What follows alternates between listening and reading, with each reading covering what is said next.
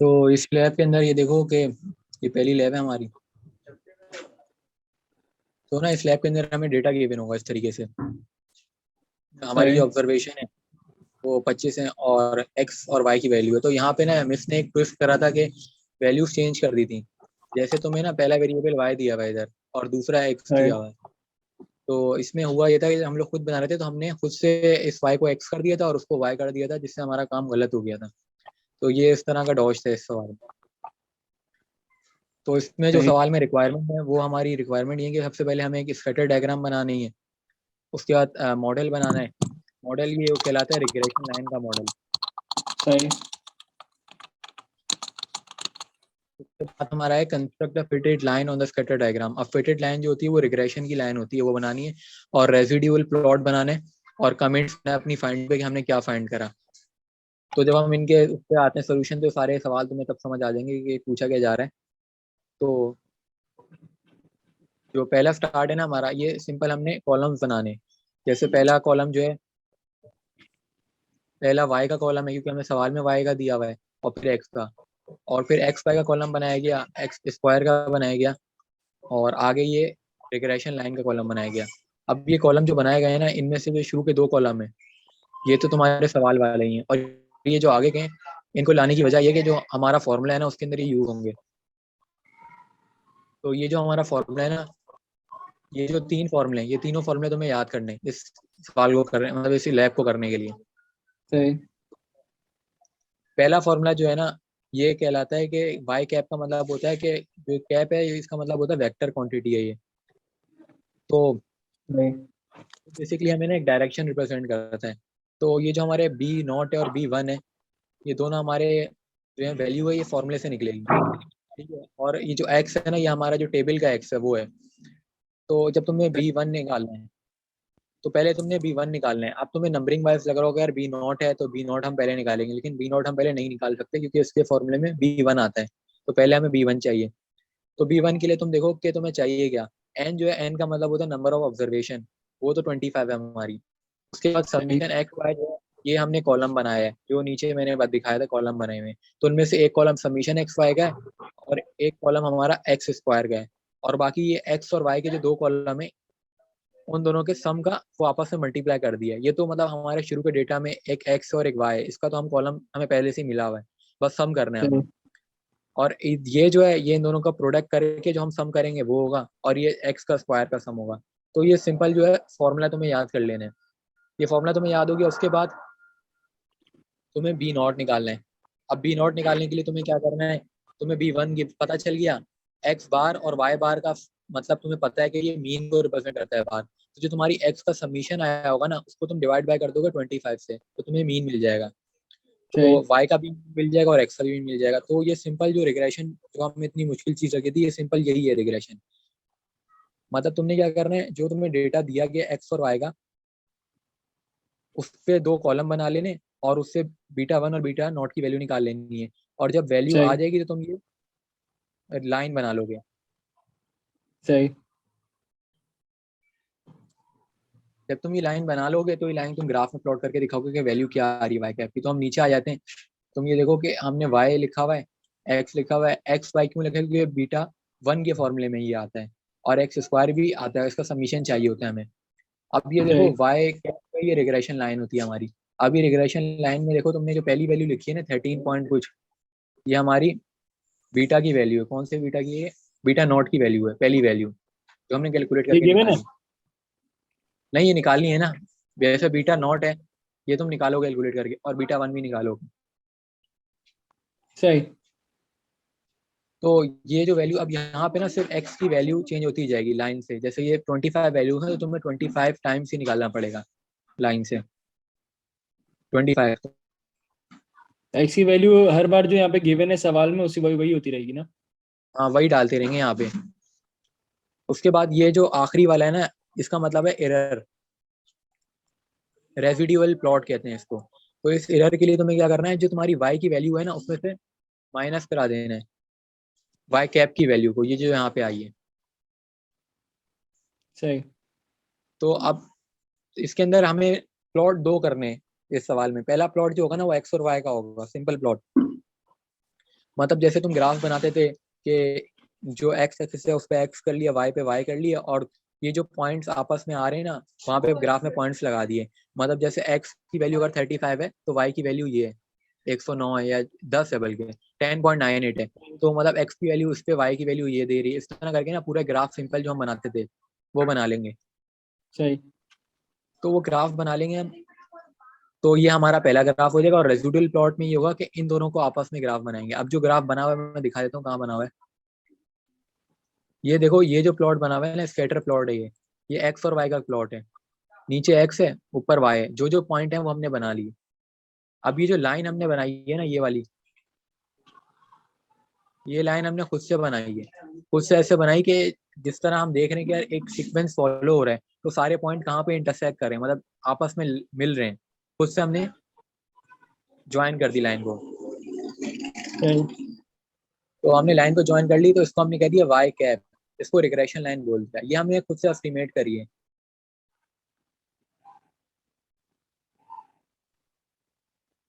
अब ये जो है ना, ये एक्सेल के जरिए बना हुआ है, बल्कि आर के जरिए।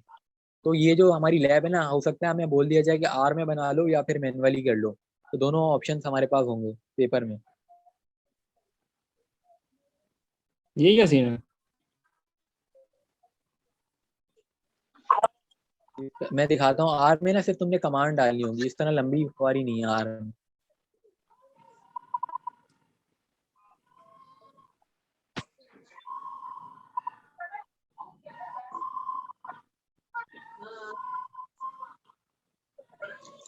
ये जो प्लॉट है ना, ये वाला हमने मैनुअल बनाया है। ये जो हमने वाई कैप निकाला था ना वो, और जो दूसरा हमने एरर वाला का आखिरी कॉलम बनाया था वो एक्स एक्सिस में आ गया और दूसरा वाला वाई में आ गया हमारा। सही।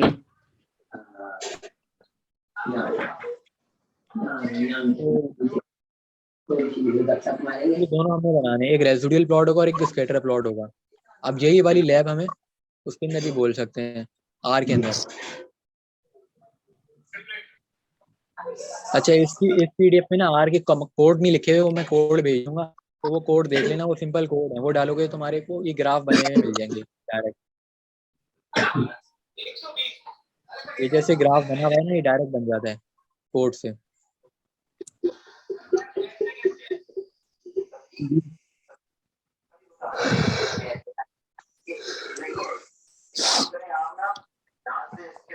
अच्छा, अभी ना हमारी 2 लैब कंप्लीट हो गई। टोटल 9 लैब हैं तो 2 हो गई हैं। तो जो पहली लैब है ना, उसके 2 पार्ट हैं। पहला पार्ट ये था कि जो मैंने बताया कि स्कैटर प्लॉट बनाना है और रेसिडुअल प्लॉट बनाना है। जो हमारी पहली लैब है, इसके अंदर एक स्कैटर प्लॉट बनाना है और एक रेसिडुअल प्लॉट बनाना है। और बाकी जो हाँ। लाइन वो जो लाइन बनाई हुई थी वो बनानी है। और स्कैटर उसके बाद ना डायग्राम हमने कौन सी होती है? स्कैटर डायग्राम ये एक्स और वाई की सिंपल जो ग्राफ होता है। सही। और रेसिडुअल प्लॉट नीचे वाला?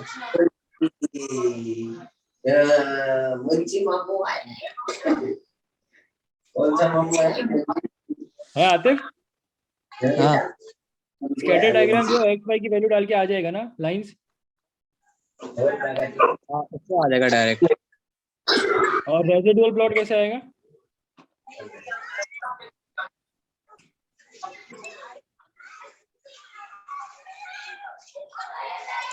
जो रेसिडुअल प्लॉट है ना वो हमारा आ जाएगा, जो बताता हूँ। ये देखो, ये जो हमारा टेबल, हम सबसे पहले ना तुमने पेपर में यह चीज याद रखनी है कि तुमने जो डेटा गिवन है उसको तुमने एक्स वाई बना लिया। अब शुरू का जो तुम्हारा स्कैटर प्लॉट है वो एक्स और वाई का है। रेसिडुअल प्लॉट जो होता है वो बेसिकली एरर का होता है। ये जो वाई कैप है ना, बेसिकली रिग्रेशन लाइन है। रिग्रेशन लाइन निकाल ली तुमने। और ये जो आखिरी एरर वाला है, इसमें ये कैसा है, वाई माइनस वाई कैप का है। वाई जो था ये वाला। तो इन दोनों को आपस में प्लॉट बनाना है। अब वो जो बना हुआ है जैसा, वो मैं दिखाता हूँ कैसा बना हुआ है। ये बना हुआ है। इधर क्या है, वाई सही। एक्सिस ना वाई कैप है। ये मिस्टेक नहीं करना कि तुम वाई कैप को एक्स पे ले लो, इसको वाई पे ही लेना है। और जो ई वाला है ना, रेसिडुअल जिसे कहते हैं, वो नीचे है। तो यहाँ पे कोई ऐसा मुश्किल काम नहीं। तुमने बस सिंपल ये डॉट देख लो। इस तरह के तुम खुद से भी लगा सकते हो, मतलब जरूरी नहीं कि तुम कैलकुलेट करके लगाओ। बस तुमने डॉट मारने एक तरीके से। सही। इस तरीके से डॉट होते हैं इसमें। तो अब यही लैब ना तुम्हें आर पे बनाने को दी जा सकती है। अब जो आर की कमांड है वो मेरे पास लिखी हुई है, तो वो मैं भेज दूंगा तुम्हें, वो कमांड बस तुमने याद हाँ करनी है, हाँ जिस तरह एक्सेल की होती है ना। मतलब सही 2 लैब्स हमारी हो गई। लैब 1 में ये सिंपल मैनुअल करना था, लैब 2 में आर के जरिए करना था। तो आर की जो कमांड्स है वो याद करनी है, वो बिल्कुल सिंपल कमांड है, 3-4 लाइन की कमांड है, सिंपल प्लॉट सही। हो तो जाते ये हैं। वाला जो है ये तुम ये वाला ये जो प्रैक्टिकल नंबर 1 है ये वाला हमने कर लिया। हम्म। हाँ, अब बात ये कि ना हमारे टोटल 9 प्रैक्टिकल हैं, इनमें ना है ये कि प्रैक्टिकल 1 जो है हमारा का जो डेटा है वो 5 लैब में हाँ यूज हुआ है। जैसे मैं दिखाता हूँ, ये डेटा देख रहे हो, एक्स और वाई का, यही डेटा 5 लैब में यूज हुआ हुआ है। तो ये जो सही पीडीएफ है, इस पीडीएफ में इन 5 लैब्स को प्रैक्टिकल 1 ही लिखा हुआ है, क्योंकि डेटा सेम है, बस काम डिफरेंट करने हैं। तो इस सही पीडीएफ के अंदर टोटल जो लैब्स हैं वो 3 है, मतलब डिफरेंट डेटा पे, वैसे टोटल 9 लैब्स हैं। तो सही। इसी डेटा 5 लैब हैं, और वो जो पेपर आएगा उसमें सबको अलग अलग लैब मिलेंगी, क्योंकि वो बना होता है ना set A B C D. हाँ तो अभी हमारी 2 लैब हुई, अब तीसरी लैब पे आ जाते हैं। ये भी हम प्रोबेबिलिटी वाला कर रहे हैं ना। नहीं नहीं, ये तो अभी जो हम मंडे को है, रिग्रेशन, सर मुदस्सिर का वाला। अच्छा हाँ सॉरी हाँ सही। अच्छा, अब लैब 3 पे आ जाते हैं। लैब 3 के अंदर ना तुम्हें अल्फा दिया हुआ है। अच्छा, पूछा गया what are the confidence limit for beta 1 and beta naught. मतलब कॉन्फिडेंस लिमिट पूछी गई है। कॉन्फिडेंस लिमिट का मतलब वही होता है कॉन्फिडेंस इंटरवल जो हम निकालते हैं।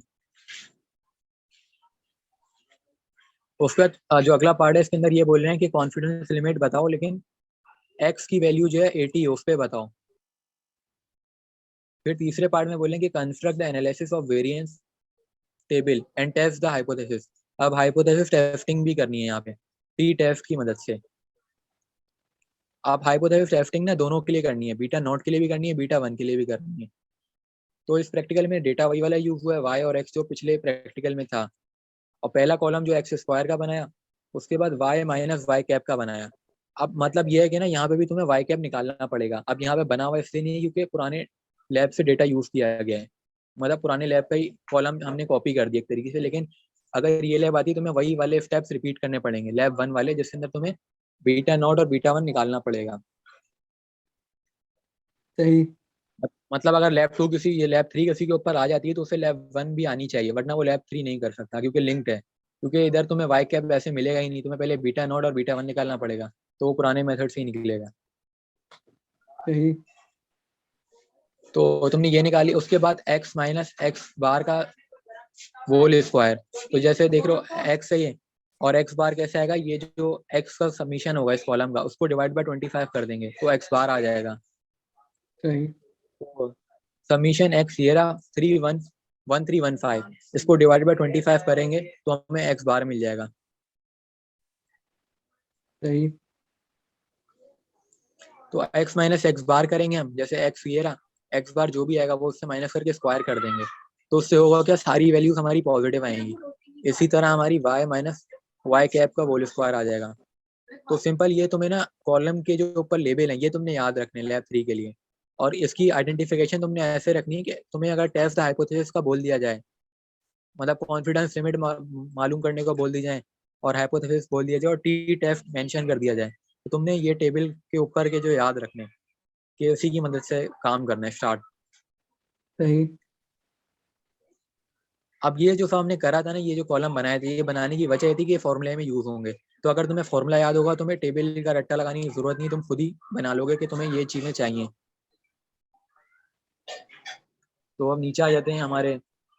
अब ये जो फॉर्मूला है ना, ये है सिग्मा का। तो ये फॉर्मूला क्या है, summation Y minus Y cap का whole square over N minus P. तो इसकी मदद से ना हमें वो मिलेगा, सिग्मा मिलेगा, जैसे कहते हैं स्टैंडर्ड डेविएशन। तो यहाँ सही। पे ये जो वैल्यू आई हमने ऊपर कैलकुलेट करी थी, जो कि थी ये वाली। तो यहाँ पे ये वैल्यू हमने डाल दी। इसके बाद एन जो है ना हमारा, ये टोटल नंबर ऑफ ऑब्जर्वेशन है।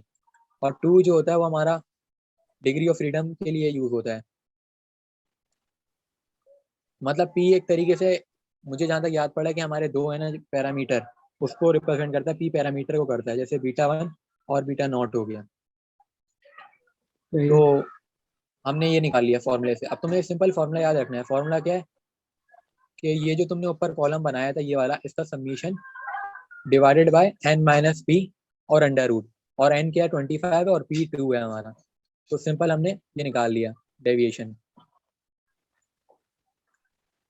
अब जो तुम्हारा दूसरी चीज है वो है स्टैंडर्ड एरर बोलो या स्टैंडर्ड डेविएशन बोलो, बात एक ही है। तो स्टैंडर्ड एरर जो हमने निकालना है वो ऐसे निकालना है कि summation X square divided by summation X minus X bar का होल स्क्वायर। अब summation X minus X bar का होल स्क्वायर हमने ऊपर टेबल बनाया था, तो जो टेबल में वैल्यू आई थी हमारी ये आई थी, तो ये वैल्यू हमारी आई थी, तो ये वाली वैल्यू हमने इधर डाल दी, एन इधर 25 डाल दिया, और समीशन एक्स स्क्वायर जो हमारा इधर हमने कैलकुलेट करा था ये वाला, ये डाल दिया। तो और ये जो हमारा थीटा आया था ना, ये ऊपर वाली हमने एक तरीके सिग्मा बोलो उसको, हाँ सिग्मा जो है, सिग्मा हमने इधर लिख दिया। तो ये एक तरीके से ना तुम्हें सारे फॉर्मूले याद रखने पड़ेंगे इस लैब में। तो हमें मिल गया standard error of beta not. इसके बाद standard error of beta one के लिए इसका अलग फॉर्मूला है, ये फॉर्मूला याद रखना है। लेकिन एक चीज़ है कि जो हमारा स्टैंडर्ड एरर निकल रहा है इसके लिए हमें स्टैंडर्ड डेविएशन पता होनी चाहिए, और स्टैंडर्ड डेविएशन जो है वो शुरू से हमें पता है।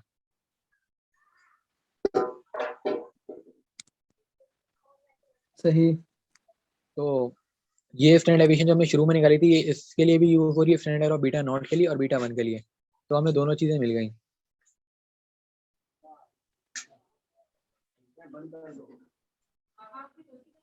उसके बाद हमने standard error of Y naught निकालना है। अब standard error of Y naught के लिए ये फॉर्मूला है, तो standard error of Y naught भी हमारा आ गया। तो यहाँ इस प्रैक्टिकल में ज़्यादातर फॉर्मूलाज हैं। उसके बाद कॉन्फिडेंस इंटरवल के लिए, तो इस प्रैक्टिकल के ऊपर थे हम। तो यहाँ पे देखो हमने सिग्मा निकाल लिया था और standard error of Y naught भी निकाल लिया था। अब यहाँ पे कॉन्फिडेंस इंटरवल लिखा हुआ है, तो कॉन्फिडेंस इंटरवल जो है हमारा अल्फा 0.05 था, तो इसका मतलब ये है 95% कॉन्फिडेंस इंटरवल है हमारा। अब यहाँ पे जो बीटा नॉट नॉट की हमारी वैल्यू आई थी हमने वो लिखी, जो लैब वन के अंदर आई थी वही वाली वैल्यू है। सही। और जो टी की वैल्यू है ना, टी अल्फा बाय 2, तो ये टी टेबल हमारे पास होना चाहिए इसके लिए। या तो ये टी टेबल की ये वाली वैल्यू याद कर लो कि अगर इन्होंने प्रैक्टिकल में ये दी तो हमें ये वाली याद हो। तो वैल्यू हम ऐसे निकालेंगे कि टी टेबल जो होता है ना उसके अंदर लिखा हुआ होता है कि कॉन्फिडेंस अल्फा क्या है आपका, मतलब अल्फा का कॉलम बना हुआ होगा ऊपर में, मेंशन हुआ कि अगर अल्फा जो है वो 0.05 है, तो यहाँ से वैल्यू देखो अगर जो भी डिफरेंट है तो ये, तो यहाँ पे हमारा अल्फा जो है वो 0.05 है, और जो हमारा ऑब्जर्वेशन है वो 25 है। तो ऑब्जर्वेशन हम देखते हैं एक कम, जैसे 25 है तो हम 25 माइनस वन देखेंगे, तो इसलिए यहाँ पे 25 माइनस वन लिखा हुआ है, तो हम 25 माइनस वन देखेंगे मतलब 24 पे है। तो टी टेबल के अंदर हम 0.05 वाली रो में हम 24 पे देखेंगे तो हमें वैल्यू मिल जाएगी 2.06। तो ये वाली वैल्यू मिल गई। इसके बाद standard error of beta not जो है हमारी वैल्यू है 0.581, ये वाली वैल्यू हमने लिख दी जो हमने ऊपर निकाली थी पीछे। ये देखो zero, standard error of beta not जो है 0.5815 है, ये वाली वैल्यू हमने लिख दी। जब हमने इसको सॉल्व करा तो हमें जो वैल्यू मिलती है वो ये मिलती है 12.422।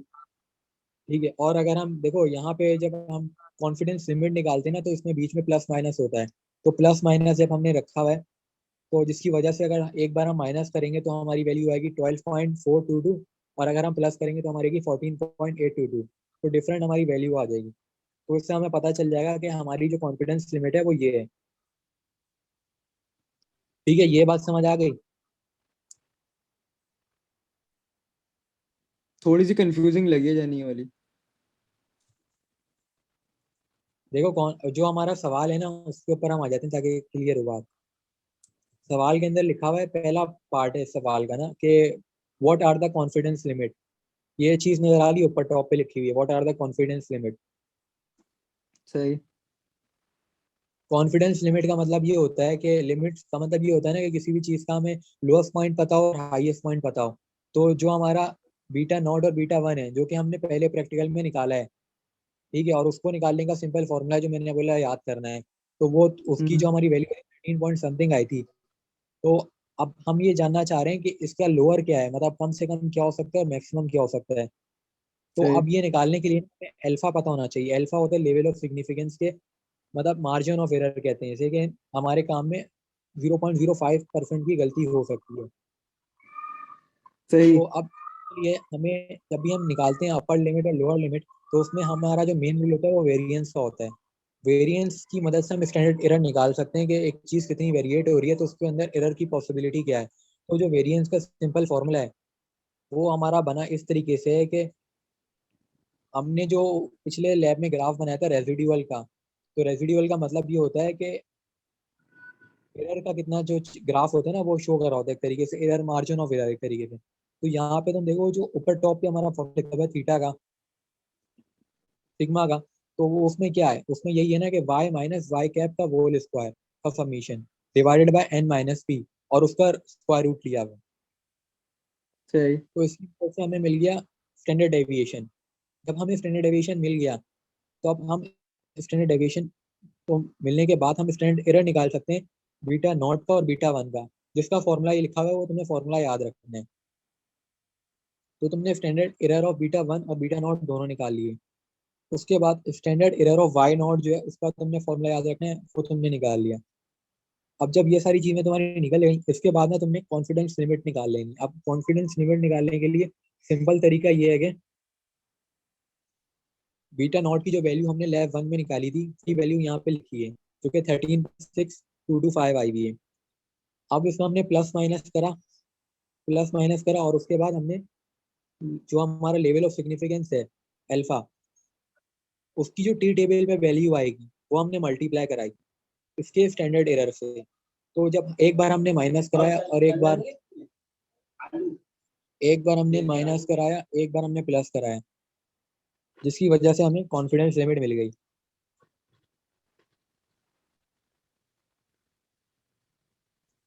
ये समझ आ गया आप? ये थोड़ा कंफ्यूजन लग रहा है जानी ये वाला भी। यार ये तुम्हें कहाँ पे कंफ्यूजन लग रहा है ये बता दो। मतलब 13.6225 ये जो हमारा बीटा नॉट निकला है, इसके बाद हमने प्लस माइनस क्यों कराया? देखो बीटा नॉट की वैल्यू तो हमने लेव वन में निकाल दी। उसके बाद हम सही। ये जानना चाह रहे हैं कि इसकी लोअर लिमिट क्या है और अपर लिमिट क्या है। तो लोअर सही। लिमिट और अपर लिमिट के लिए एक बार हमने प्लस करना है और एक बार माइनस करना है। अब किससे करना है, जो हमारी अल्फा जो गिवन था उसको, उसकी वैल्यू हम टी टेबल से निकाल लेंगे, जो कि आएगी 2.06। ठीक है। और स्टैंडर्ड एरर जो हमारा है, जो कि हमने ऊपर निकाला है फॉर्मूले से, उन दोनों को मल्टीप्लाई करा के एक बार प्लस करेंगे एक बार माइनस करेंगे। ये टी की तो वैल्यू निकल गई, सही। उसके बाद इस हाँ 25 - 1 24। सही। हाँ। तो उसके बाद ये 0.5815 कहाँ से आया बे? ये standard error of beta not है जो हमने ऊपर निकाला है, देखो 0.518 ऊपर नजर आ रहा होगा तुम्हें। सही। तो ये standard error of beta not है, और हम बीटा नॉट की लिमिट निकालने, तो अभी हमने standard error of beta not का कोई मल्टीप्लाई करा है। जब हम बीटा वन की निकालेंगे तो उसके अंदर ये सिंपल काम होगा कि बीटा वन की वैल्यू लिखोगे तुम, और जो हमारी टी की वैल्यू है वो तो सेम ही रहेगी, और standard error of beta one आ जाएगा। तो सिंपल हमें दोनों की लिमिट मिल जाएंगी। सही। तो ये देखो लास्ट लाइन पे यहाँ पे हमने दिखाया हुआ है कि लिमिट किस तरीके से शो होती है। 12.422 लोअर लिमिट है, और जो अपर लिमिट है हमारी 14.822 है। तो ये हमें लिमिट मिल गई इसकी। सही। उसके बाद यही काम हमने बीटा वन के लिए करना है, जो काम बीटा नॉट के लिए करा है। तो तुम्हें ये कहा, ये चीज भी उसी से लिंक्ड है। मतलब बस यहाँ पे फर्क क्या आएगा, बीटा वन की वैल्यू आएगी, और स्टैंडर्ड एरर भी बीटा वन का आएगा, टी की जो वैल्यू है वो सेम रहेगी। सही। तो अब जो हमारा सवाल था उसका हमारा पहला पार्ट हुआ है भाई कि कॉन्फिडेंस लिमिट चाहिए बीटा नॉट और बीटा वन की। अब जो अगली चीज चाहिए हमें, कॉन्फिडेंस लिमिट किसकी चाहिए, वाई की चाहिए। लेकिन आगे ये भी मेंशन करा हुआ है कि एक्स की वैल्यू 80 पे उसकी लिमिट चाहिए हमें।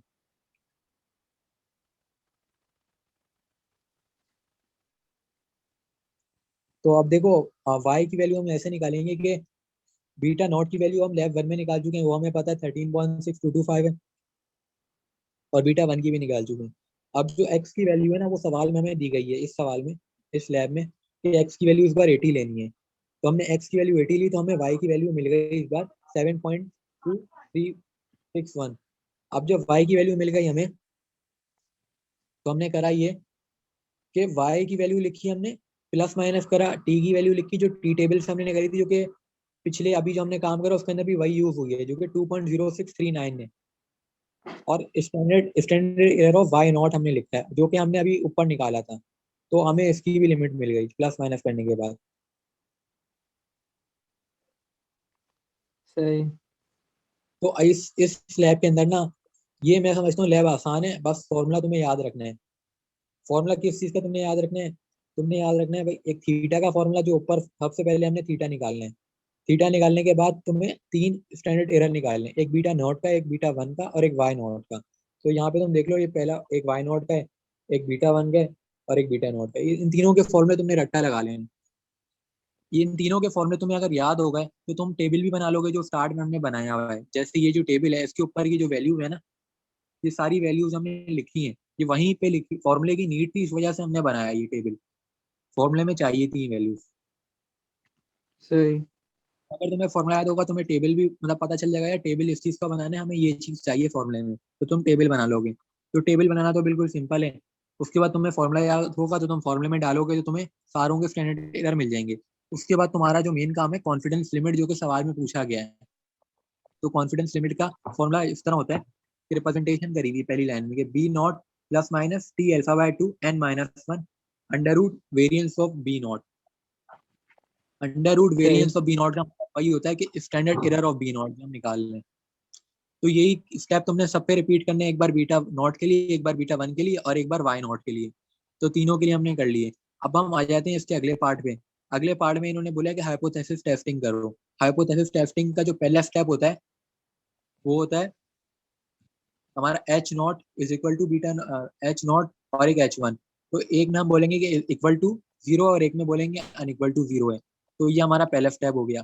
दूसरे स्टेप के अंदर हेडिंग आएगी लेवल ऑफ सिग्निफिकेंस की। लेवल ऑफ सिग्निफिकेंस के अंदर तुम लिख दोगे अल्फा की वैल्यू 0.05, जो कि सवाल में गिवन है। अच्छा, दूसरी बात की जो सही। पहला चीज है एच नॉट और एच वन, ये भी हमें सवाल में गिवन है। मैं दिखा देता हूँ सवाल। तुम देखो सवाल के अंदर ये गिवन है, एच नॉट और बी नॉट, ये जो चीज है ना, हाइपोथेसिस जिसे कहते हैं, ये गिवन है हमारा। तो हमने दो हाइपोथेसिस कर रहे हैं। तो ये दोनों हाइपोथेसिस हमने सवाल से देख के लिखी, अल्फा की वैल्यू भी सवाल से देख के लिखी। लेकिन यहाँ पे हमें सवाल के अंदर मेंशन किया गया था कि टी टेस्ट लगाना है। तो टी टेस्ट के लिए तुम्हें टी टेस्ट का फॉर्मूला याद रखना है। अब टी टेस्ट का फॉर्मूला ये क्या है, बी नॉट कैप और minus B naught divided by standard error of B naught. अच्छा देखो, ये जो बी नॉट है ना हमारा, ये वही है जो हमारा प्रैक्टिकल 1 में आया था। बी नॉट वही चल रहा है क्योंकि डेटा सेम है। लेकिन जो हमारा दूसरा वाला बी नॉट इससे माइनस हो रहा है ना, ये हमने इसमें जीरो लेना है खुद से। और स्टैंडर्ड एरर वही है जो हमने पहले अभी इसी लैब में निकाला है। तो हमने क्या करना है, वैल्यू पुट करनी है। अब यहाँ पे देखो, हमने बी नॉट की वैल्यू डाल दी, जो कि है 13.621 माइनस जीरो। दूसरा वाला बी नॉट हमने जीरो ले लिया और स्टैंडर्ड एरर हमने डिवाइड कर दिया, जिसके बाद हमें ये वैल्यू जो मिली है, कैलकुलेटेड वैल्यू मिली। अब जब हम ये हाइपोथेसिस टेस्टिंग करते हैं ना, चाहे टी टेस्ट हो, चाहे एफ टेस्ट हो, चाहे जेड टेस्ट हो, जितने भी टेस्ट हम करते हैं, तो उसके अंदर हमने कैलकुलेटेड वैल्यू निकालनी होती है और एक टेबुलेटेड वैल्यू निकालनी होती है। तो हमने कैलकुलेटेड वैल्यू जो निकालते हैं वो टेस्ट स्टैटिस्टिक्स से निकालते हैं, जो कि हेडिंग डली हुई है यहाँ पे, टेस्ट स्टैटिस्टिक्स। और जो टेस्ट स्टैटिस्टिक्स होता है, ये हर टेस्ट का डिफरेंट होता है। जैसे टी टेस्ट का ये है, इस तरह जेड टेस्ट का अलग है और एफ टेस्ट का अलग है। तो जो हमारी अभी रिग्रेशन की ये वाली लैब है, इसके अंदर टी टेस्ट है। तो ये तुमने टेस्ट स्टैटिस्टिक्स बिल्कुल सिंपल है, कि B naught minus B naught divided by standard error of B naught. तो इसके अंदर जो माइनस हो रहा है उस वाले को जीरो ले लेना है हमने। तो हमें टेस्ट कैलकुलेटेड वैल्यू मिल गई 23.22। वो वैल्यू मिलने के बाद हम लोग आते हैं टेबुलेटेड वैल्यू। टेबुलेटेड वैल्यू वही है जो कि हमारी शुरू से चलती आ रही है, जो कि 2.06 है। और इसकी वजह ये है कि हमारी जो ऑब्जर्वेशन है वो 25 है और अल्फा की वैल्यू 0.05 है। अगर पेपर के आतिफ, अंदर में हाँ। आतिफ ये जो B naught dash minus B naught लिखा हुआ है फॉर्मूले में टेस्ट स्टेटिस्टिक्स में, हाँ इस दोनों के अंदर एक एक मीन है ना? मतलब बी नॉट का मीन नहीं है वो कैप है। डैश जो है ना गलत लिखा हुआ है, जिसका भी काम है ये, लेकिन ये कैप है, बी नॉट कैप है ये। तो बी नॉट कैप हमारे पास वैल्यू निकली हुई ना उसकी। हाँ, बी नॉट कैप का मतलब वही है सिंपल, जो हमारा पहले लैब 1 से जो बी नॉट चल रहा है वही है। तो ये तो फिर दोनों एक दूसरे में माइनस करा के जीरो हो जाएंगे। जीरो नहीं होंगे ना, हमने दूसरे वाले बी नॉट को जीरो खुद से लेना है ताकि कैंसिल ना हो सके ये। चलो सही। अब जब टी टेस्ट कर रहे हो ना तो ये चीज याद रखनी है कि टेस्ट स्टैटिस्टिक इस तरह लिखना है, लेकिन जो दूसरा वाला बी नॉट है वो जीरो लिखना है। सही। तो दूसरा बी नॉट जीरो लिखा, हमें टी कैलकुलेटेड वैल्यू मिल गई। अब टी टेबुलेटेड वैल्यू तो वही है जो कि हमारी टेबल से आती है, वो हमने लिख दी। अब यहाँ पे तुम देखो कि टेबुलेटेड वैल्यू जो है,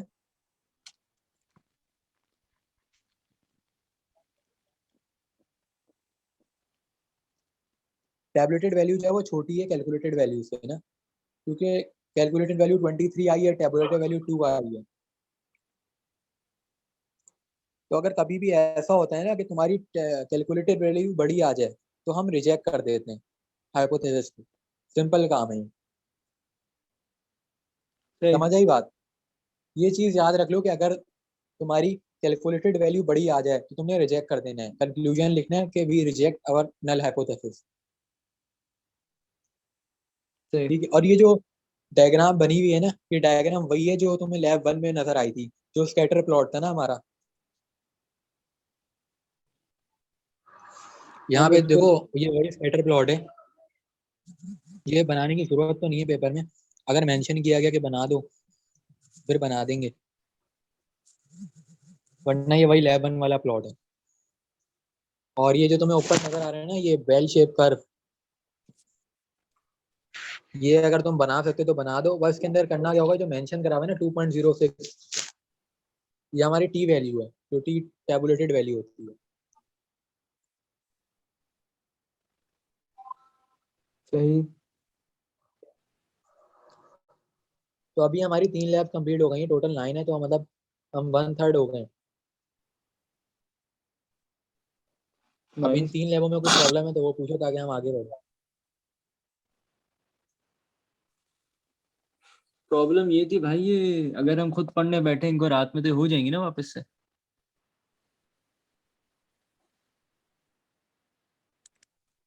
क्या करने बैठ रहे हैं? रात में रिवाइज करने बैठे तो ये हो जाएंगी ना हमसे।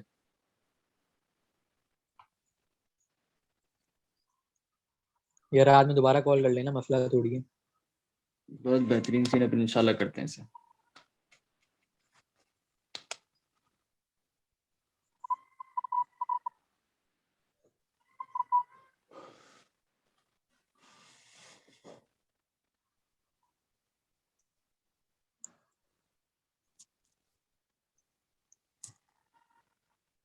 अच्छा ये देखो, अब जो अगला काम है ना, अगला काम भी बिल्कुल सिंपल है।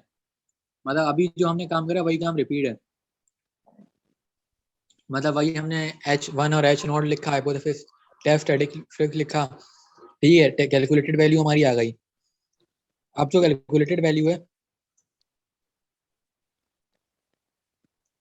वो हमारी आ रही है माइनस, बल्कि माइनस नहीं है, प्लस है। इधर जो है साइन कुछ गलत करा हुआ है, लेकिन जो है ना इधर भी समझ लो कि अच्छा माइनस ही है। हाँ, यहाँ पे ना हमारी माइनस में आ रही है, तो यहाँ पे जो हमारी वैल्यू आ रही है वो टेबुलेटेड बड़ी है। तो यहाँ पे भी हम रिजेक्ट करेंगे, क्योंकि वजह ये है कि जो हमारा, तुमने ये जो बेल शेप कर्व आ रहा है ना, तो ये उसके बाहर लाई कर रहे हैं। क्योंकि जो हमारी लिमिट होती है ना इसकी, वो होती है प्लस माइनस टेबुलेटेड वैल्यू। जो टेबुलेटेड वैल्यू थी हमारी वो 2.06 थी। तो अगर माइनस का 2.06 से भी मतलब और बड़ी वैल्यू आ जाए तो वो उसके अंदर लाई नहीं करता, मतलब वो उसके बाहर कर रहा है लाई, जो हमारा रीजन है। तो हम इस वाले को भी हम रिजेक्ट करेंगे। सही। अब जो है ना हमारी चौथी लैब स्टार्ट हो रही है। चौथी लैब के अंदर टेबुलेटेड ना सब में 2.06 रहेगा ना। हाँ, टैबुलेटेड 2.06 तब तक रहेगा जब तक तुम्हारी अब टोटल ऑब्जर्वेशन 25 है, और जब तक तुम्हारी अल्फा की वैल्यू 0.05 है। अगर पेपर में उसने बदल दी तो फिर तुम्हें टेबल से देखनी पड़ेगी। सही। अब हम चौथे प्रैक्टिकल के ऊपर आ गए। तो जो चौथा प्रैक्टिकल है इसके अंदर हमें करना ये है कि जैसे अभी हमने टी टेस्ट के लिए करा था, इस तरह एफ टेस्ट के लिए करना है। तो एफ टेस्ट का जो सवाल आएगा ना, वो तुम्हें लिखा हुआ नहीं आएगा कि एफ टेस्ट से करना है, वो लिखा हुआ आएगा for over significance, test the hypothesis for over significance. तो ये आएगा लिखा हुआ, तब तुमने एफ टेस्ट करना है। तो एफ टेस्ट का टेस्ट स्टेटिस्टिक्स जो है ना, वो उससे थोड़ा डिफरेंट है। इसके अंदर MSR और MSE है।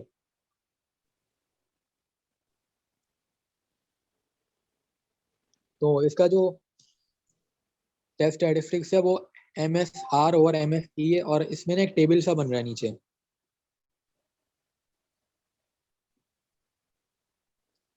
देखो टेबल जो बन रहा है ना, इसके अंदर डिग्री ऑफ फ्रीडम हमने निकाला। पहला कॉलम जो है, देखो पहला कॉलम है सोर्स ऑफ वेरिएशन का। सोर्स ऑफ वेरिएशन में हमने लिखा हुआ है रिग्रेशन एरर। अब रिग्रेशन एरर में हमने डिग्री ऑफ फ्रीडम, उससे अगला कॉलम डिग्री ऑफ फ्रीडम में जैसे 2 - 1 होता है सिंपल, और नीचे N-2, मतलब N25 तो 23 हम कहेंगे। तो डिग्री ऑफ फ्रीडम का तुम बना दोगे सिंपल 23 लिख दोगे। और उसके बाद एस, तो SSR एक होगा, SSR और SSE, और MS होगा इसमें MSR और MSE। ये जो चीज़ है ना, ये तुमने याद रखनी है कि अब इसकी फुल फॉर्म जो थी वो MSR की थी मीन, MSE की थी मीन स्क्वायर एरर था, और MSR का भी मीन स्क्वायर रेसिडुअल था, और SSR का मतलब एब्रीविएशन मुझे फिलहाल याद नहीं आ रही, लेकिन ये सिंपल तुमने ये सब लिखना होगा, SSR SSE। अब ये जो चीजें आ रही है ना तुम्हारी SSR, तो तुम देखो ये समीशन YF माइनस YR का स्क्वायर से आ रही है, और SSE जो आ रहा है वो आ रहा है summation Y minus Y cap का होल स्क्वायर। अब ये जो ऊपर एक चीज लिखी हुई है ना, SST is equal to SSE plus SSR, तो ये ऊपर एक चीज बताई गई है कि ये जो है मतलब इन दोनों का सम इसके बराबर होता है। अब ये जो सारी चीजें निकली हुई है ना, ये सारी चीजें निकली हुई है टेबल से। यहाँ पे टेबल बना हुआ है या नहीं देखता हूँ। टेबल बना हुआ नहीं है, ठीक है, टेबल बना हुआ नहीं है, लेकिन तुम्हें लैब के अंदर टेबल बनाना पड़ेगा। टेबल तुम्हें 3 चीजों का बनाना पड़ेगा।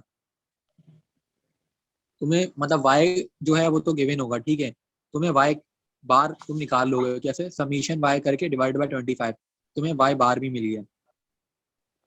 लेकिन वाई कैप निकालने के लिए ना तुम्हें लैब 1 का ही काम दोबारा करना पड़ेगा। लैब 1 में ये था ना कि तुमने पहले बीटा नॉट निकाला, बीटा 1 निकाला, बीटा नॉट निकाला, उसके बाद तुमने ये रिग्रेशन लाइन निकाली। अब रिग्रेशन लाइन जो वाई कैप होती है, ये तुमने 25 बार निकालनी है, तब जाके तुम्हारी वाई कैप की लाइन आएगी। ठीक है, तो तुमने अगर ना Y minus Y cap 25 times जब तुम करोगे तो उन सबका सम करोगे, मतलब हर एक पे इंडिविजुअल स्क्वायर करके सम करोगे तो तुम्हें SSE मिलेगा। फिर SSR के लिए भी तुमने करना है, मतलब तुमने कॉलम्स बनाने। तो उसमें काफी ज्यादा टाइम लगेगा, लेकिन लैब में हमें टाइम इतना मिलेगा नहीं, 1 घंटा मिलेगा, और हमें इतना लंबा काम करना है, तो थोड़ा स्पीड करनी पड़ेगी जो कि प्रैक्टिस से आएगी। तो तुमने ये चीज समझ आ गई कि SST is equal to SSE plus SSR। सही। तो तुमने नीचे जो टेबल बनाया है ना, उस टेबल के अंदर जो रिप्रेजेंटेशन है, पहली है कि सोर्स ऑफ वेरिएशन लिखा, सोर्स ऑफ वेरिएशन के बाद डिग्री ऑफ फ्रीडम DF, फिर SS और MS, उसके बाद F रेशियो और F टेबुलेटेड। जो F रेशियो है ना, बेसिकली वो F कैलकुलेटेड है, और दूसरी वाली F टेबुलेटेड है। तो अब यहाँ पे तुम्हें F टेबल भी तुम्हारे पास होना चाहिए। तो तुम F टेबल से टेबुलेटेड वैल्यू निकाल लोगे और F रेशियो से कैलकुलेटेड वैल्यू निकाल लोगे। तो तुम्हारी जब दोनों वैल्यू आ जाएंगी तो तुम बता सकते हो कि रिजेक्शन में हो रहा है या नहीं हो रहा। अब तुम ये देखो कि तो एस एस और एम एस कहाँ से आई है? क्या, SS और MS। देखो SS और MS जो है ना, जो SS है ना, इसमें दो चीजें होती हैं। जैसे तुम्हें ये टेबल नजर आ रहा है ना, इसके अंदर दो चीजें, एक SSR और एक SSE है, सही। और MS के अंदर भी एक MSR और MSE है। हम्म। तो अब यहाँ पे ना फॉर्मूले होते हैं इनके, ये तुमने फॉर्मूला जो एस एस आर और एस एस सी एस का तो सिंबल है, टेबल से तुम्हारी वैल्यू निकलेगी, जो टेबल की सबमिशन वाली वैल्यू है। लेकिन जो सही। एम एस सी है ना, एम एस का फॉर्मूला ये है, एम एस आर का फॉर्मूला है S S are over P minus one. अब P जो है वो हमारा 2 है, ठीक है, और P माइनस वन मतलब 2 - 1 क्या आएगा, 1 आएगा। तो जो हमारा एम एस आर है ना, बेसिकली वो एस एस आर ही है इस प्रैक्टिकल में। हमेशा नहीं होता, लेकिन इस प्रैक्टिकल में तुम देखो एस एस आर की वैल्यू एम एस आर के बराबर है, 47.7 है। सही। ठीक है, लेकिन एम एस ई की वैल्यू डिफरेंट है। उसकी वजह ये कि एम एस ई का जो फॉर्मूला है वो S S E divided by N minus P है। तो तुम्हारी एस एस ई की एम एस ई की वैल्यू डिफरेंट है एस एस ई से। 25 माइनस सही। ठीक है, तो तुमने कैल कैल रेशियो वाली वैल्यू निकाली, टेबुलेटेड वाली वैल्यू निकाल ली, और उसके बाद ना तुमने बस वो कर दिया कि कैलकुलेटेड और टेबुलेटेड को कंपेयर करके कौन सी वैल्यू बड़ी है। अब तुम देखो टेबुलेटेड वैल्यू जो है ना तुम्हारी छोटी है और कैलकुलेटेड वैल्यू बड़ी है। तो अगर कभी भी ऐसा होता है ना कि मतलब कैलकुलेटेड वैल्यू बड़ी आ जाए, तो तुम सिंपल रिजेक्ट कर देते हो। तो हमने रिजेक्ट कर दिया, तो ये वाला प्रैक्टिकल भी हमारा हो गया। ठीक है, हमारे कितने प्रैक्टिकल हो गए, एक ये हो गया, और एक इससे पहले वाला, हाँ ये, टोटल हमारे 4 प्रैक्टिकल हो गए। अच्छा, हमें सवाल में ये भी बोला गया था कि आर स्क्वायर निकालो। तो आर स्क्वायर होता है coefficient of determination. R square में ना एस एस आर और एस एस टी होता है, तो इसको हमने निकाला है। तो ये हमारा आर स्क्वायर आ गया। SST कहाँ से आ गया? एस एस SSE टी जो का? होता है ना, एस एस टी देखो, एस एस टी होता है सम, एस एस आर और एस एस ई का सम होता है एस एस टी। अच्छा। सही सही। तो इस प्रैक्टिकल में भी ना कुछ फॉर्मूलाज हैं जो याद करने हैं। प्रैक्टिकल वैसे तुम देखो अगर ये आ जाते हैं तो इतना लंबा नहीं है, 2 पेज पे खत्म हो रहा है। सही। अब जो ये प्रैक्टिकल आया है ना, 5वां प्रैक्टिकल, ये मतलब मैं बोलता हूँ सबसे आसान प्रैक्टिकल ये, क्योंकि ये मैट्रिक्स मेथड जो हम मैट्रिक में पढ़ चुके हैं, क्योंकि बिल्कुल सिंपल होता है, उस पे चल रहा है ये सवाल। सही। तो इस सवाल के अंदर हमें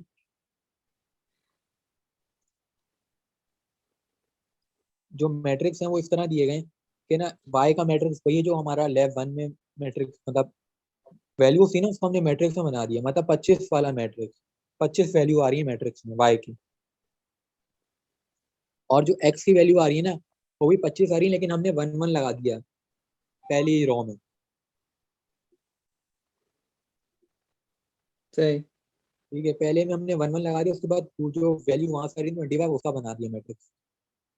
तो अब ये मैट्रिक्स ना बेसिकली बहुत बड़ा मैट्रिक्स हो गया है, तो इसको अगर तुम खुद मल्टीप्लाई करोगे तो तुम बहुत टाइम ले लोगे, लेकिन इसका शॉर्टकट है, शॉर्टकट यहाँ पे लिखा हुआ है। अच्छा, मैट्रिक्स मेथड का ना एक फॉर्मूला होता है कि adjoint of A divided by determinant of A. A inverse का होता मतलब है ना? जैसे, हाँ इनवर्स, ए इनवर्स का फॉर्मूला होता है ना, adjoint of A divided by determinant of A. तो यहाँ पे हमने करना ये है कि एक्स ट्रांसपोज को एक्स से मल्टीप्लाई करना है और उसका इनवर्स लेना है। तो एक्स ट्रांसपोज ट्रांसपोज ऐसे होता है कि तुम अगर एक्स के ऊपर वाला देखो मैट्रिक्स, तो उसमें 1 पहले मतलब सीधा बना रहा है, उसके बाद सीधी वैल्यू आ रही है।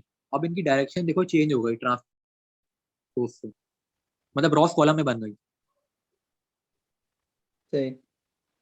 तो ये चीज सिंपल है, तुमने ट्रांसपोज ले लिया इसी मैट्रिक्स का, और इसी मैट्रिक्स को सिंपल एक्स से मल्टीप्लाई करा दिया। जब मल्टीप्लाई कराया तो तुम डायरेक्टली एक शॉर्टकट की तरीके से डायरेक्ट आंसर लिख सकते हो। यहाँ पे तुम्हें नजर आ रहा होगा एन लिखा हुआ है, समीशन एक्स और समीशन एक्स स्क्वायर। तो हमने वही वाली वैल्यू का नया मैट्रिक्स बना दिया डायरेक्ट, बगैर मल्टीप्लाई के। सही। अब ये हमने बना दी। अब डिटर्मिनेंट जो है ना, हमने ले लिया इसका, अबे आतिफ, जो हमने, हाँ, ये मल्टीप्लिकेशन वापस से बताएगा? ये जो 2 मैट्रिक्स की हो रही है, हाँ, ये जो ट्रांसपोज और एक्स की हो रही है। देखो ये मल्टीप्लिकेशन हमने नहीं करनी, इसमें टाइम लग जाएगा। इसका शॉर्टकट है, शॉर्टकट ये है कि ना तुमने पहले वाली वैल्यू देखो एन लिख दी हमने 25, और फिर उसके बाद वाली समीशन एक्स और फिर समीशन एक्स और फिर समीशन एक्स स्क्वायर। सही। तो ये शॉर्टकट तुमने याद रखना है। और इसकी लॉजिक मैं बताता हूँ कैसे हुई। देखो लॉजिक ये होती है कि जैसे अगर मैट्रिक्स मल्टीप्लाई हो रहा होता है तो फर्स्ट रो फर्स्ट कॉलम से होती है। तो 1 को हमने 1 से मल्टीप्लाई कराया, फिर प्लस करा, फिर 1 को 1 से मल्टीप्लाई करा। इस तरह 25 दफा करेंगे तो 25 ही आएगा। सही। और जब हम 1 को समझ उसकी गया, पहली समझ वैल्यू गया। से मल्टीप्लाई करेंगे और फिर दूसरी से करेंगे और सम करेंगे तो समीशन एक्स आएगा। तो ये सिंपल है। और जब दोनों एक्स आपस में मल्टीप्लाई होंगे तो वो समीशन एक्स स्क्वायर बन जाएगा। तो ये सही। दोनों मतलब हमने डायरेक्ट भी हम कर सकते हैं। उसके बाद हमने डिटरमिनेंट निकाल लिया उसी मैट्रिक्स का जो हमने निकाला था अभी। डिटरमिनेंट निकाल लिया जो कि सिंपल होता है, एडी माइनस बीसी करते हैं, मतलब क्रॉस मल्टीप्लाई करते हैं और माइनस आता है बीच में। तो हमें डिटरमिनेंट भी सही। मिल गया। अब हमने क्या करा, डिटरमिनेंट जो था वो डिवाइड होता तो वो डिवाइड करके लिखा हुआ है और सामने जो मैट्रिक्स आया था वो हमने लिख दिया। लेकिन उस मैट्रिक्स का हमने ट्रांसपोज लिया, वो एडजॉइंट लिया। एडजॉइंट एडजॉइंट में होता ये है कि ना तुम्हारे जो साइड वाले हैं डायगनल, जो तुम्हारी डायगनल है उनकी पोजीशन चेंज होती है और बाकी के ना साइन चेंज होते हैं। हाँ तो फिर मैं बिल्कुल गुम हो गया हूँ, कहाँ पे था। ये देखो यार, ये जो तुम्हारा मैट्रिक्स हमने निकाला था ना 25, और हाँ। इस मैट्रिक्स में ना हमने पोजीशन चेंज करनी और साइन चेंज करने सही। एडजॉइंट के लिए। तो मैं दिखा रहा हूँ, ये देखो। यहाँ पे देखो 25 जो था वो अपनी पहले ऊपर था, अब ये इधर नीचे आ गया। और जो साइड में हमारे थे ना 1315, सही। इनके साइन चेंज हो गए। सही।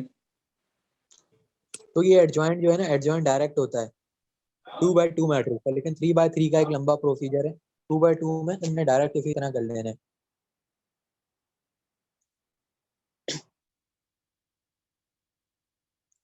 उसके बाद ना तुमने यही काम वाई के लिए करना है जो एक्स के लिए करा था। तो तुमने क्या करा, एक्स वाला मैट्रिक्स जो है वो सिंपल लिखा हुआ है इनवर्स करके, ट्रांसपोज करके और साथ में मल्टीप्लाई करा दिया वाई से। तो उसका भी शॉर्टकट इधर लिखा हुआ है, समीशन वाई और समीशन एक्स वाई। सही। अगर y जो है वो 2 का होता तो?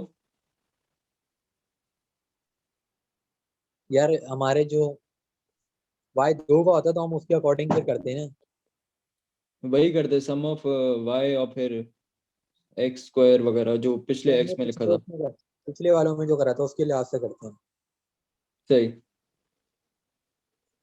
अब यहाँ सिंगल पे था तो हमने वाई की वैल्यू निकाल ली। उसके बाद हमारा अगला काम है बीटा निकालना। तो बीटा निकालने के लिए हमें करना ये होता है कि जो हमारी वाई की वैल्यू आई ना और एक सी आई, दोनों को आपस में मल्टीप्लाई करा देना। मतलब जो अभी हमारा मैट्रिक्स आया ना ये 235.6 वाला, और जो दूसरा ऊपर हमने लिखा हुआ था जो 1/7860 के साथ मैट्रिक्स था, दोनों सबको हाँ। मल्टीप्लाई करा दिया आपस में। तो मल्टीप्लाई कराने के बाद हमने सॉल्व करा ना तो हमारा एक नया मैट्रिक्स बना। और उसकी ऊपर वाली वैल्यू हमारा बीटा नॉट है और नीचे वाली वैल्यू बीटा वन है। अब मैं तुम्हें इसका एक शॉर्टकट बताता हूँ भाई, कि अगर तुम मैट्रिक्स की सिंप्लीफिकेशन में फंस जाओ तो तुमने करना ये हाँ। है कि तुमने बीटा नॉट और बीटा वन की वैल्यू वही लिखनी है जो लेफ्ट वन में आई थी। मतलब सही। वैल्यू वही आनी है। ये मेथड डिफरेंट है जरूर, लेकिन वैल्यू वही आनी है। तो मतलब एक जुगाड़ यही है कि तुम अगर नहीं कर सके, अगर ये लैब आ जाती, तुम बीटा नॉट और बीटा वन की वैल्यू तो एटलीस्ट सही लिखो। सही हो गया।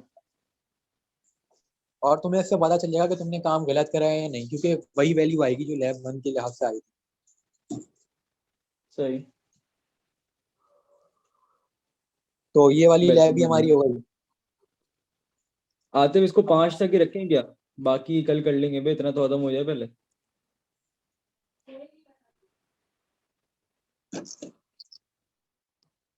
यार मैं बोलता हूँ कि जितनी हो रही है कर लो, क्योंकि मंडे को लैब है। आज फ्राइडे। चलो।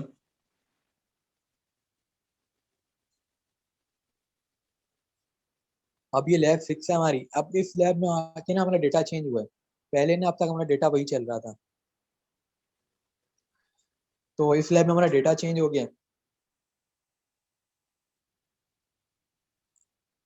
तो यहाँ पे एक अच्छी बात ये है ना, हमें सब कुछ गिवन है, जैसे सबमिशन वाई गिवन है, सबमिशन एक्स गिवन है, बट ना हमें सब निकालना पड़ता है, उसमें टाइम लग जाता है।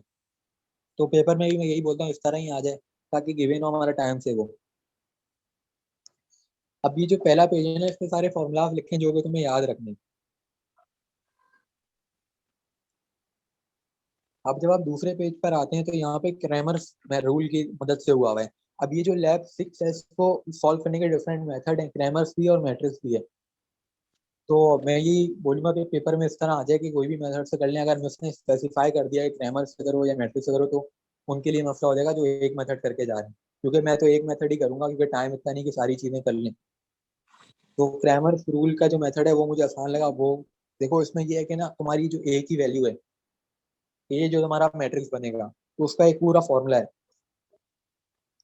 मतलब N submission x1 submission x2 इस तरह करके ना, ये पूरा फॉर्मूला तुमने याद कर लिया, तुम्हारा मैट्रिक्स ए बन गया। फिर तुमने क्या करना है, इस मैट्रिक्स का डिटर्मिनेंट लेना है। डिटर्मिनेंट जो होता है 3/3 का हमें आता है निकालना।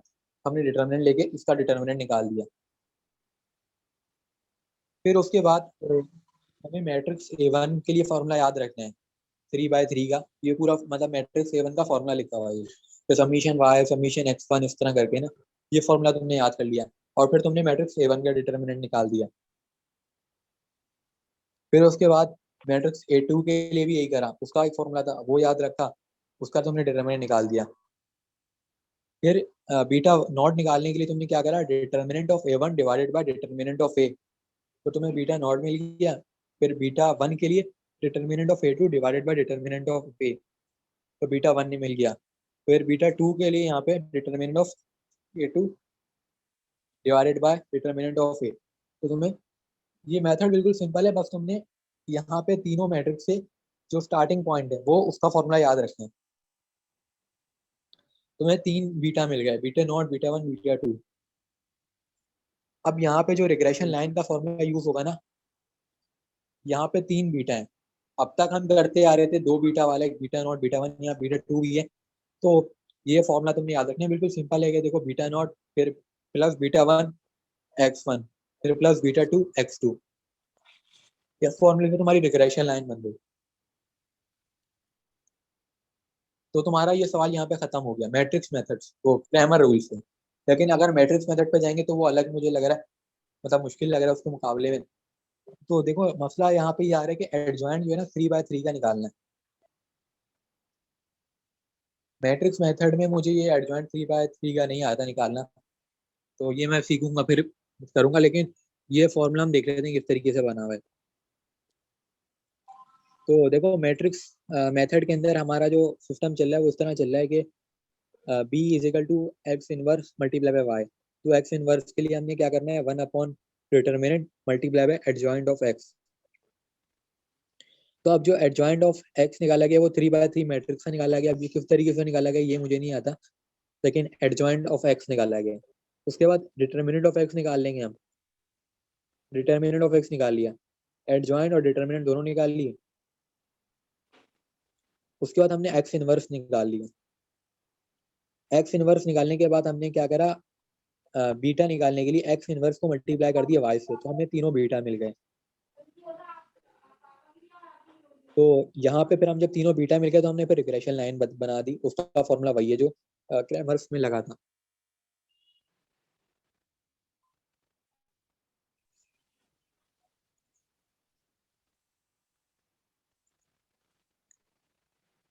तो हमारी टोटल अभी 6 लैब हो गई।